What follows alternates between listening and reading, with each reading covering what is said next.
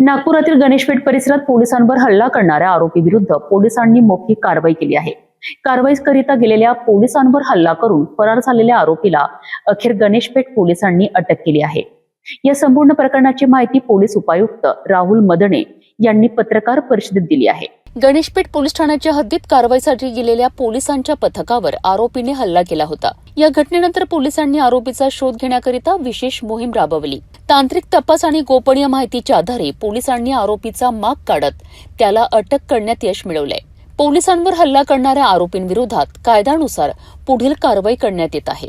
या संपूर्ण प्रकरणाची माहिती देताना पोलीस उपायुक्त राहुल मदने यांनी पोलिसांवर हल्ला करणाऱ्यांविरोधात कठोर कारवाई करण्यात येईल असा स्पष्ट इशारा दिला आहे। या कारवाईमुळे पोलिसांनी कायदा व सुव्यवस्था राखण्याकरिता कोणत्याही प्रकारची तडजोड केली जाणार नसल्याचा संदेश दिला आहे।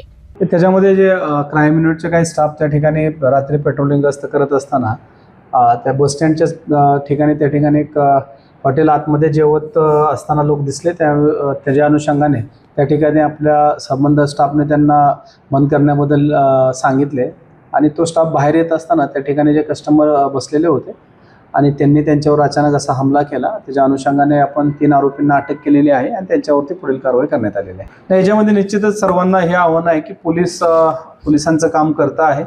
जे महत्त्वाचं रात्री काही शहरामध्ये गुन्हे घडून आहेत, काही इतर घटना घडून आहेत, त्याच्या अनुषंगाने पेट्रोलिंग करत असतं आणि जे हॉटेलचं टायमिंग आहे त्याच्या अनुषंगाने टायमिंग सर्वांनी पाळलं पाहिजे। लोकांनाही त्या ठिकाणी टायमिंग नंतर जाता कामा नये आणि त्यांच्यावरही त्या ठिकाणी कारवाई करण्यात येईल। पोलिसांवर हल्ला करणाऱ्या आरोपीला अटक झाल्याने या प्रकरणाचा तपास आता अधिक वेगाने सुरू आहे। आरोपी विरोधात आणखी कोणते गुन्हे उघडकीस येतात आणि पुढील कारवाई काय होते याकडे सर्वांचे लक्ष लागले आहे।